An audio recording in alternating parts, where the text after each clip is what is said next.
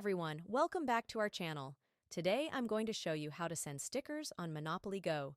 Sending stickers is a fun way to communicate with friends and add some cuteness to your game. So let's get started.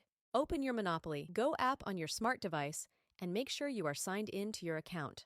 By opening the Monopoly Go application on the home page at the bottom of the screen, look for the album option and click on it.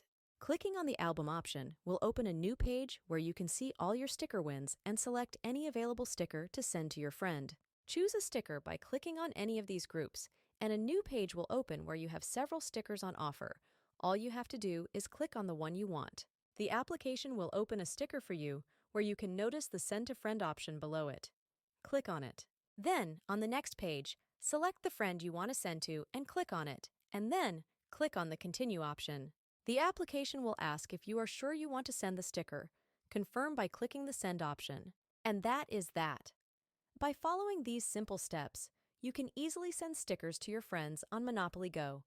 It's a great way to stay connected and have extra fun while playing the game. If this guide helped you, please give it a thumbs up and don't forget to subscribe to our channel for more game tips and tutorials.